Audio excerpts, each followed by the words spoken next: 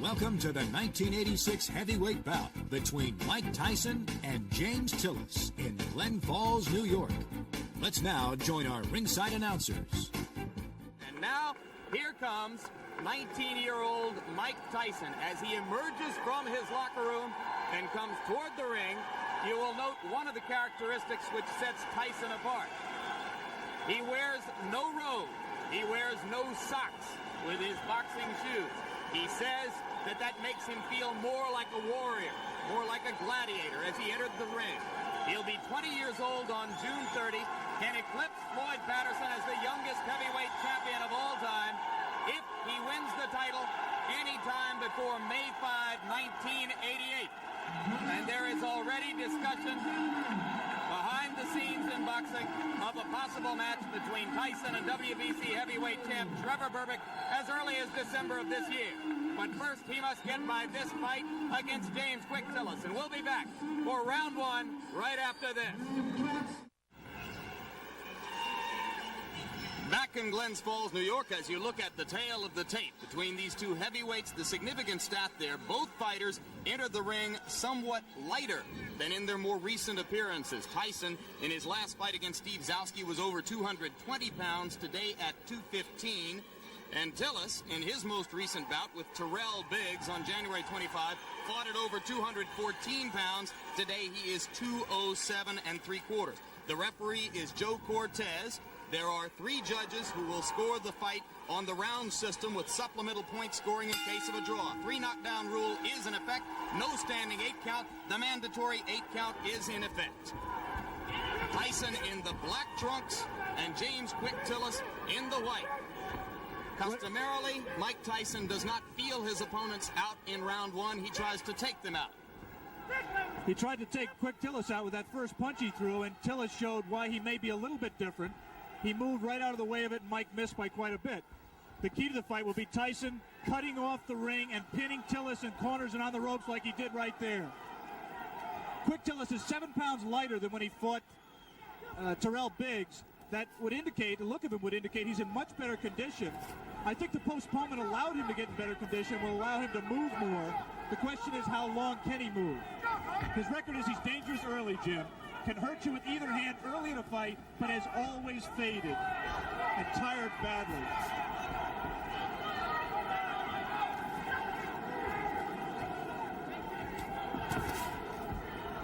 See Tillis delivering the left jab and following with the right. He is not running away from Tyson, and Tyson goes to work on the body. Some say that what sets Tyson apart is the intensity and the effect of his attack to the body. It is amazing to see such a young fighter understand so well the importance of body punching. Generally, it takes a veteran to understand that by punching to the body, you can take all that movement away from James Tillis, and that's what Mike Tyson plans to do. You saw Tyson with the left hook splitting Tillis' guard and getting the punch through moments ago as he had Tillis in the corner.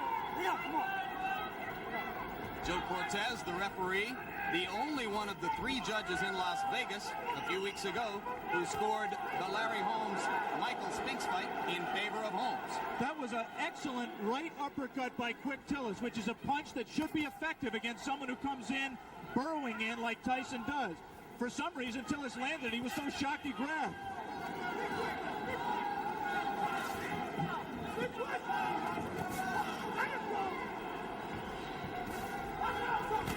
Quick Tillis cannot, in my opinion, win a decision in this fight, Jim. He has to try to take Tyson out while he's fresh. You see that Tillis grabs Tyson behind the head when he ties a fighter up. He customarily does it by tying them up behind the head. That will not deter Tyson from flailing away at the body, as he did right there. And Joe Cortez, the referee, quite properly did not break the fighters because Tyson's hands were not tied up.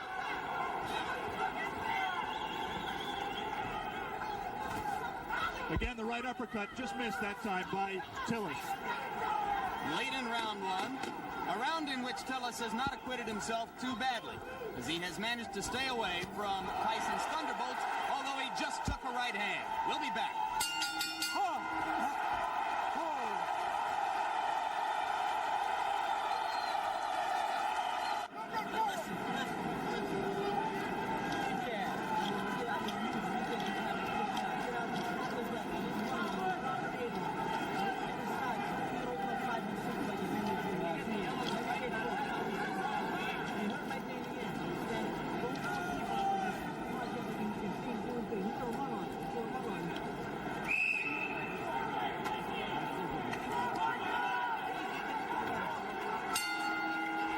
back for round two, and you hear the bell. As you saw before we went away, Tyson did land one punch after the bell had sounded to end round one.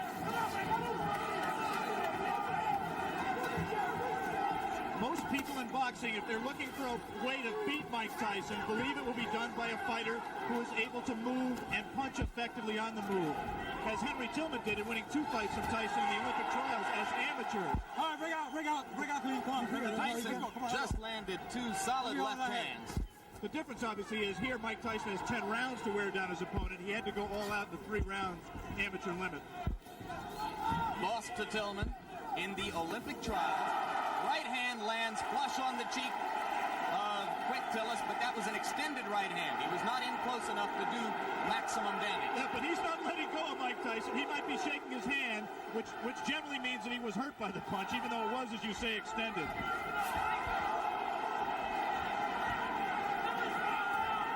Simply a matter here of Tyson finding the range. He can't be too far outside, but he can't get so close that he allows Tillis to grab him, as Tillis will always do when Mike lets him.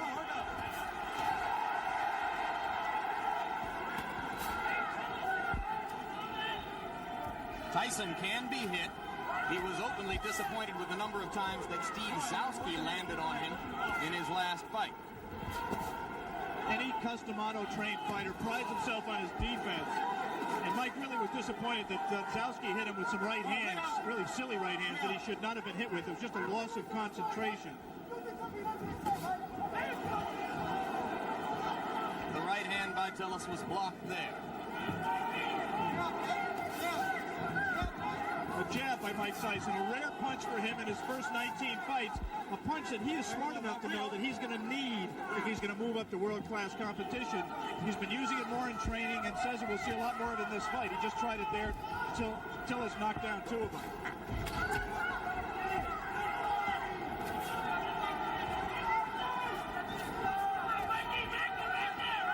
Good head movement by Tyson coming in. Tyson is not nearly as busy as he has been in some of his previous fights against much lesser opponents. No doubt a sign of the respect that he must have for a fighter of Tillis' experience. There's the punch that, in my opinion, is going to win the fight for Tyson. It's that right hand to the body. He won't knock Tillis out with it, but he will wear him down and bring his hands down so he can land punches to the head. He got him with the left. And you saw Tillis staggering backward momentarily. Not seriously hurt, but Tyson has begun to break through the guard around the face. And there's a right hand as Tyson continues to land and round 2 ends.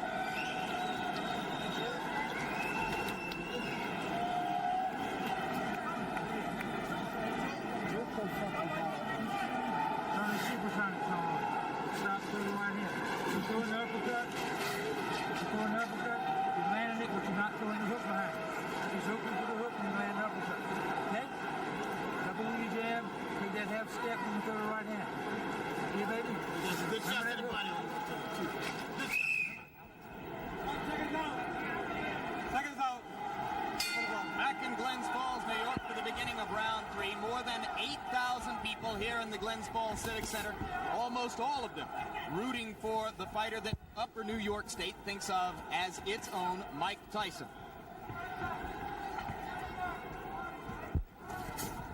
Right now, all of the aggression is out of Mike Tyson. He is keeping his distance. He's trying to learn how to box with James Quick Tillis.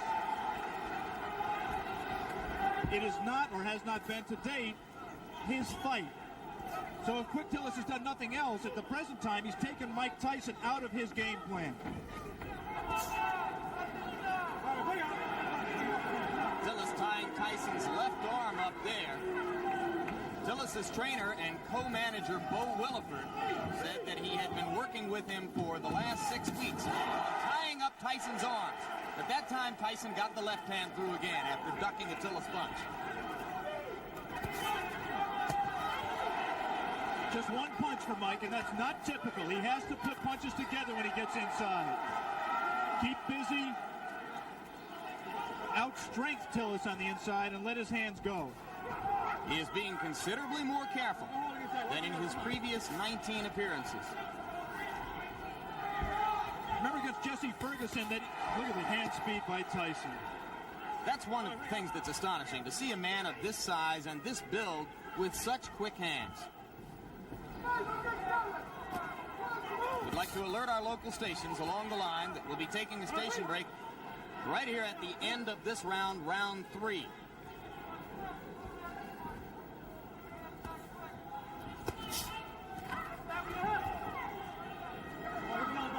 I was saying in the fight against Jesse Ferguson, Ferguson fought a negative fight, fought to survive for the most part. The punch that turned the fight around was a combination, actually, a right to the body and then doubling with it, coming right up the middle. Let him go. Looks to me like Tillis is open for an uppercut up the middle the same way. Come on, get those arms out. Come on, work out of there. This is an important learning experience for Mike Tyson. He's going to have to be able to handle a quick Tillis to get to the top of the heap, and he is right now. And Tillis is making a mistake of trying to trade with Mike Tyson. He should be moving off the ropes. Instead, he got into a little bit of macho there, and quick Tillis is not going to be around long fighting that way. Again, he scores with the right uppercut. Does quick Tillis. Repeatedly, Tillis has scored with the right uppercut. But Tyson is beginning to wear down Tillis' defenses, particularly when he catches him against the ropes and then releases the hands. Round 3 coming to a close, and Mike Tyson warms to the task once again as the round comes to a close. Back with more after this word from our local station.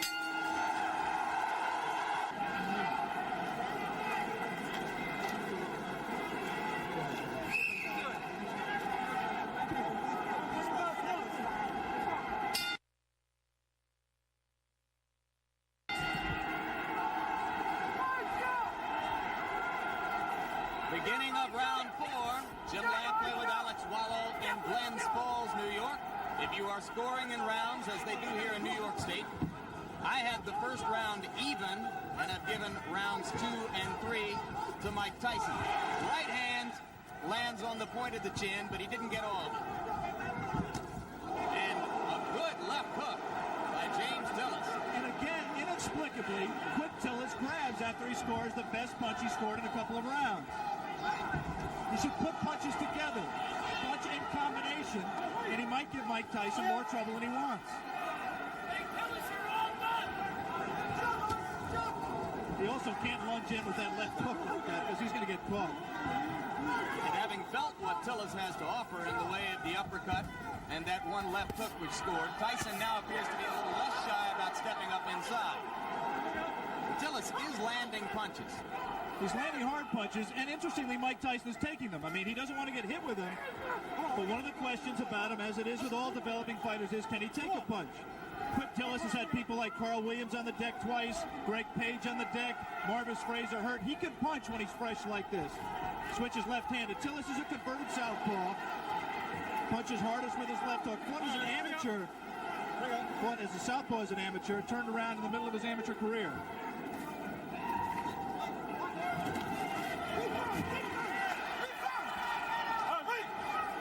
Both of those left hooks missed slightly for Tyson. But how low he gets to duck under those punches. Extraordinary. Tillis could have butted him with his knee there. Right now, Mike Tyson is having problems solving James Quick Tillis. He doesn't really know the things that work for him normally are not working for him, and he's going to have to go to things that are a little bit more sophisticated. He's going to have to cut the ring off better, and he's going to have to find the range better. He just can't walk inside and let Tillis tie him up like that. Has to let his hands be busier, and at the same time avoid getting hit himself. As for Tillis' chin, you might note that a long time ago in 1981, he went 15 rounds with the very dangerous puncher Mike Weaver, largely by staying away. But on the other hand, he suffered a technical knockout in the first round against Tim Witherspoon 2.5 years ago. You'd have to say that is a fluke, the loss to Witherspoon. Tillis claims he slipped on some water in the corner and was distracted before he got punched. Again, he lunges in and gets caught. The left hand drops Tillis onto the seat of his pants as round 4 is coming to a close. I'm not so sure that his right foot wasn't stepped on, causing that knockdown. There was definitely a punch, but I believe that Tillis's right foot was stepped on by Tyson at the moment the blow landed. All right, let's stay right here and take one more look at the knockdown. I'm clearly wrong. That was just a clean punch. He was off balance. We said that Tillis could not lunge in with the left hook. He lunges in with the left hook. Tyson very cleverly slips it, comes back in a punching position and lands a left hook. That was not the full power of Mike Tyson, but Tillis had lunged, was off balance, and he was able to drop it. Let me repeat that there was no tripping involved. There was a clean punch. There is the Tyson corner. You see Kevin Rooney in the year of Tyson, another custom auto-trained fighter.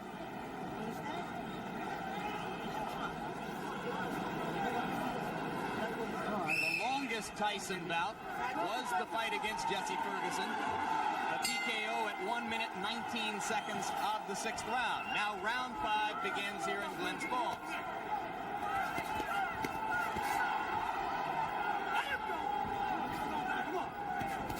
Tillis still willing to trade leather with Tyson. I don't think that was a punch. The knockdown punch was a punch that hurt quick Tillis. It definitely got his attention, but he wasn't debilitated by it. It's not that was not looking. Did not look to me to be the beginning of the end.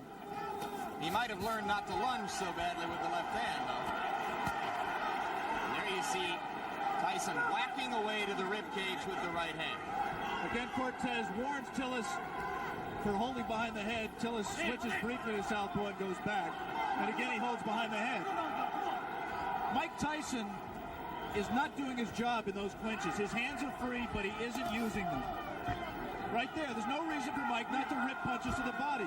We talked about his ability as a body puncher. He has it. He just isn't using it.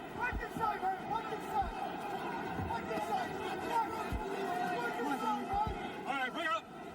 Let's go, step back. Tillis turns away for a moment to spit, but so far he does not look hurt, as Alex pointed out. Looks rather fresh. Has had a tendency in the past to tire.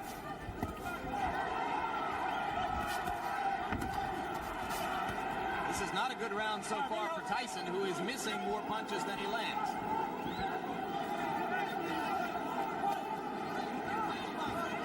And again, not busy in the clinch. That's frankly astonishing because the opportunity is there for him to do a lot of damage. There, he gave a half-hearted effort at that combination we talked about, the right to the body and the right uppercut, but he didn't land it. He did land punches at the end of the flurry. And that's what he has to do with Tillis. He has to keep punching.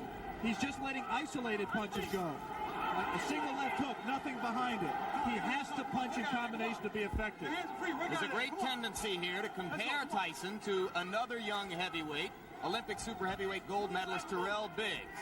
Tillis extended Biggs to the full 8 rounds, where Biggs got the decision, and that was on January 25. Two good short chopping right hands by Tillis.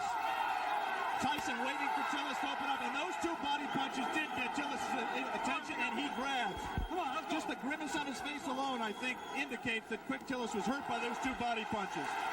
And the right hand got through the guard onto the cheek of Tillis, who looks a little the worse for wear now in the last minute of round 5.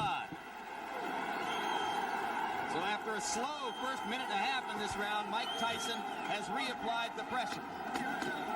And if he's shown you one thing today, it is that he knows how to close out a round and leave an impression in the minds of the judges. We'll be back right after this.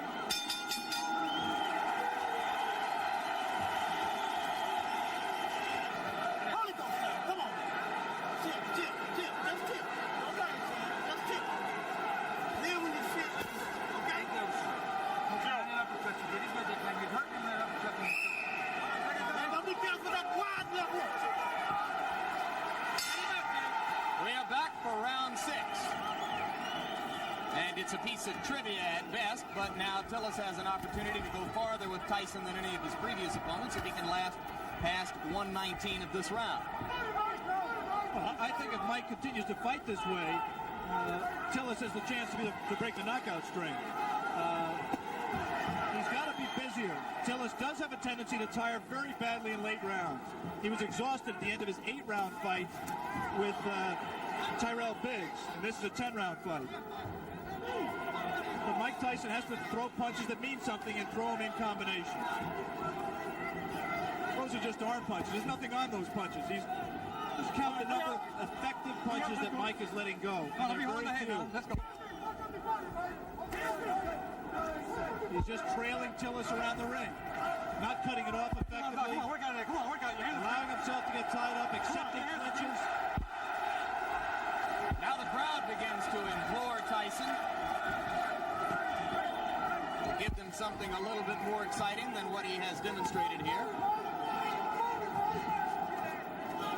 And now it becomes clear that Tillis will last longer than anyone else has, as we have just passed the point at which Jesse Ferguson was bid to stop by Luis Rivera in Troy, New York, a couple of months ago.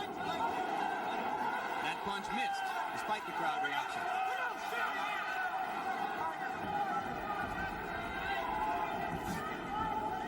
Since we are talking about the possibility of the fight going the distance, scoring at the halfway point, I've given Tyson 3 rounds, Tillis 1 round, and 1 round even. I did not score the 4th round, which is the round in which a knockdown, a 10-8 round for Tyson. I only gave it a 10-9 round for Tyson because of the fact that Tillis was dominating the round up to that point. The point system is, of course, supplemental only. The round system stands up unless there is a draw. Personally, Alex, I have it 4-0-1 for Tyson. I've not given Tillis a round.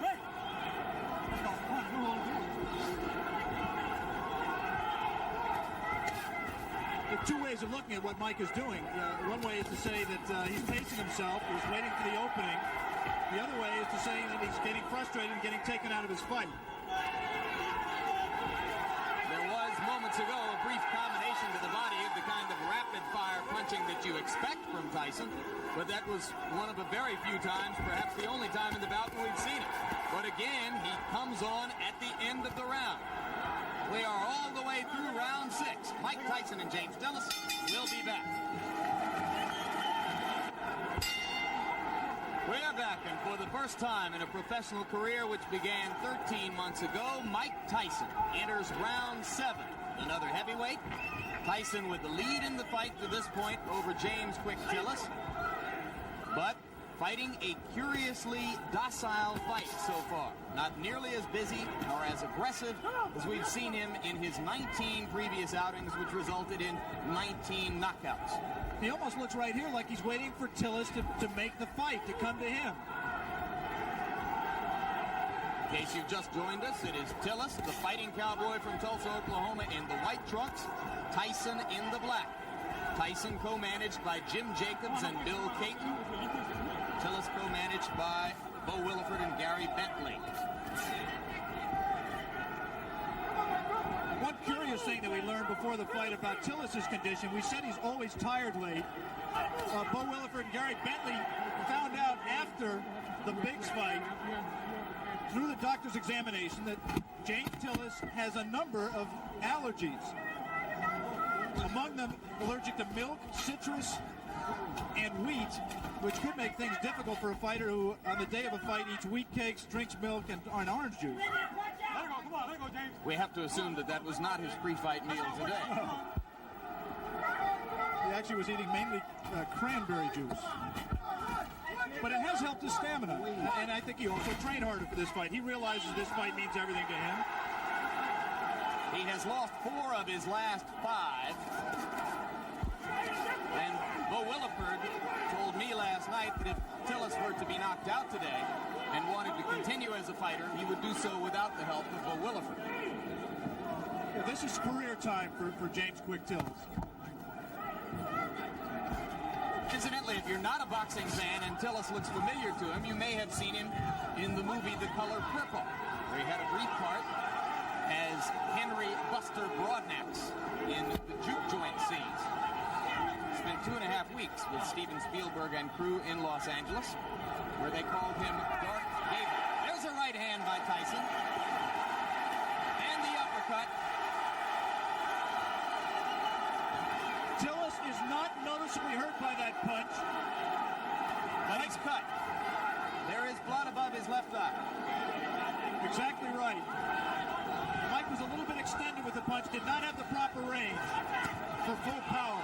Now he's at the right range, though. He lands something here.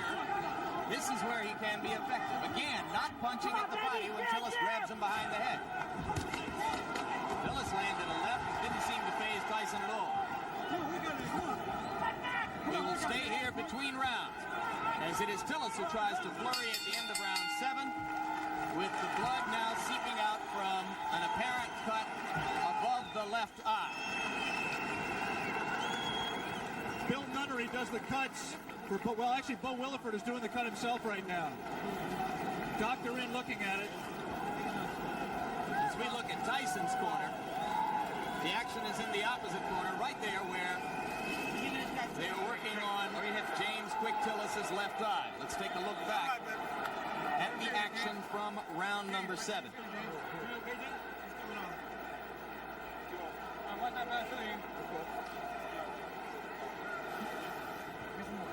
You see what Tyson did there. He scored the right hand to the body, missed with the right uppercut that we thought he could land if he kept throwing it, but continued to punch.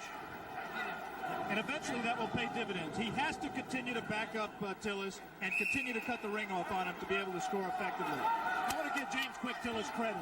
He's been in with a tough young bull, and he's fought harder and stronger really than I've ever seen him fight in his career, including the time he fought for the title. He is showing something that a lot of people have questioned over his career, and that is his heart. He's cut, he's taken some brutal punches, and he is fighting back, moving and still trying to win this fight. One of the greatest trainers in the history of the sport openly questioned Tillis' heart while he was working with him. Angelo Dundee worked with Quick Tillis for the Weaver fight and some subsequent fights. He finally just gave up. He said James had no spirit to fight. Tillis told us in the pre-fight interview that he found that spirit. Didn't know why he'd never had it, but said he found it for this fight. He was going to be a different fighter, and he has been. You cannot question his courage or his commitment today. He has been there from the opening bell. He has not run away as he did 15 rounds against Weaver in 1981.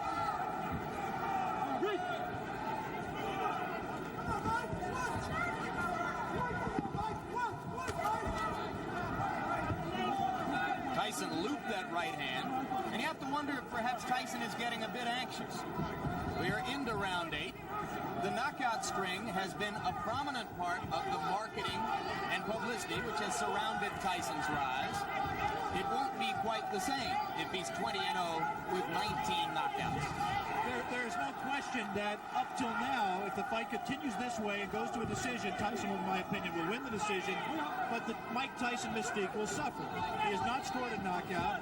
He has not really hurt Quick Tillis, even though he has knocked him down and cut him. And he's let Tillis stay in the fight when other fighters, such as a Tyrell Biggs, really had Tillis out of the fight and in more trouble. In fairness to Tyson, we should repeat, Tillis appears to be in much better condition for this fight. Could that, in fact, Alex, be good for Mike Tyson? Yeah, I think that ultimately you're exactly right, Jay.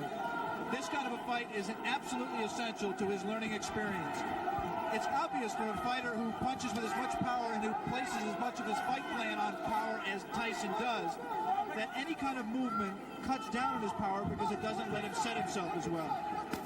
It was inevitable that he was going to have to learn how to fight a guy who could move and box. It's good that he's fighting one like Quick Tillis to get that learning experience. And maybe if he has to go to decision to win the fight, then there won't be as many people asking every day, when are you going to fight for the championship of the world? Those same people who are questioning his chin and his ability to go rounds will turn around now, since he's demonstrated that he has not gotten exhausted and he's taken good punches, will now turn around and say, well, he can't punch.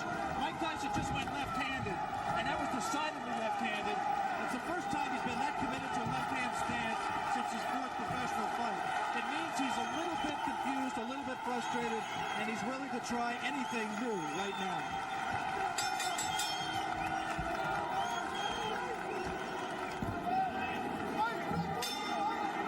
We are back in Glens Falls, New York.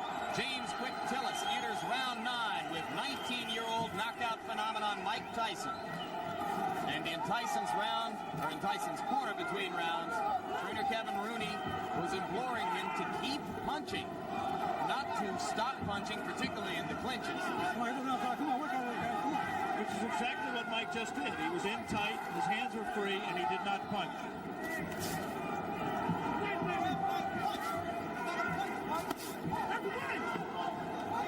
This Mike Tyson looks very much like the Mike Tyson who lost 2 close decisions to Henry Tillman in the heavyweight trials for the Olympic Games in 1984. He is confused by the movement. The movement does not allow him to hit a stationary target, and therefore he can't set himself as well. We have not seen the evidence of the jab that Mike Tyson said we would see. And Henry Tillman recently scored a first-round knockout over Bash Ali in a cruiserweight fight. Could he be, in his own way, Alex Wallow, progressing at just as impressive a rate as Tyson? Well, Henry Tillman was very impressive winning the North American Boxing Federation cruiserweight title by scoring a sensational first-round knockout over Bash Ali, as you pointed out.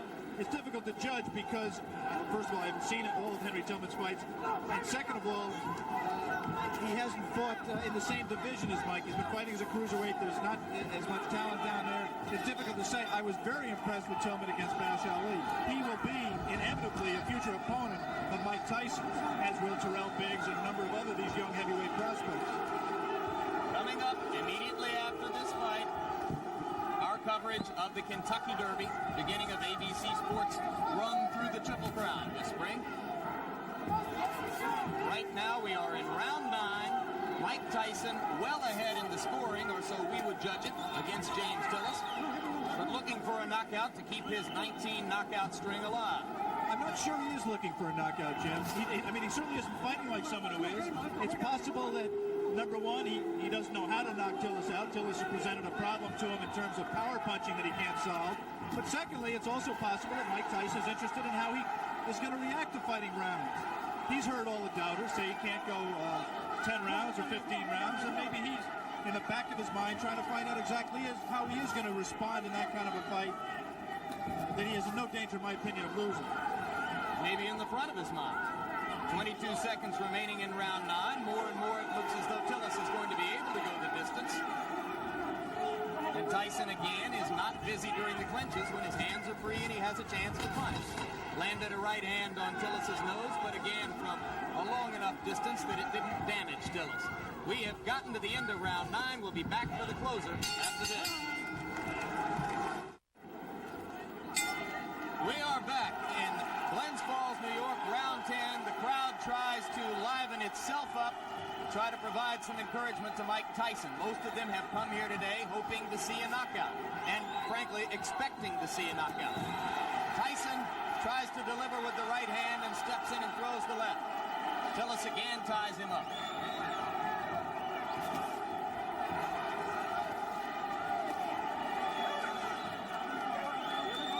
James Tillis is still a dangerous fighter. This is the most power and zip he's had in his punches at this late stage in a fight that I can ever remember. Tyson knows it, and I just don't think he's going to take any unnecessary chances. You can be sure he wants to keep the knockout string alive. But he also is just not going to take any unnecessary chances. He wants to win a decision, win a fight. He'll be 20-0, still undefeated, and in his mind, I think, still well on his way to a heavyweight championship. Could Tillis have revived his career somewhat, even with a loss, if he stands up? Well, this certainly is a respectable showing, and there certainly will be notoriety to the man who broke Mike Tyson's knockout string, especially if Mike resumes the knockout string after this fight. Always difficult to know why a crowd is booing. You can't psychoanalyze 8,000 people.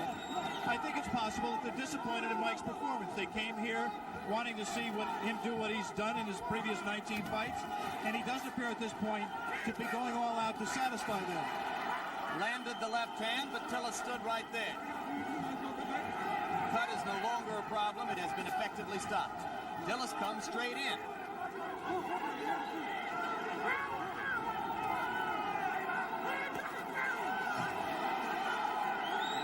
Tyson. One of the few times we've ever seen him swinging wildly. Good left hand. Tillis is still there. Come on.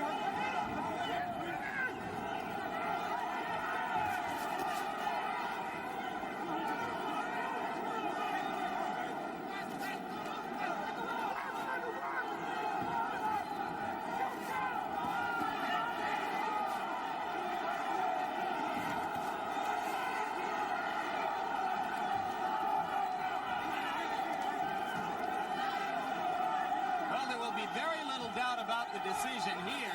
The scoring might be slightly different in Tulsa, Oklahoma. Tillis continues to give a good account of himself. And backs Mike Tyson up onto the ropes, which is a first. A little of Tyson's own medicine. It will be interesting to see how Mike reacts to this. Closing with a flurry. The bell is going to sound.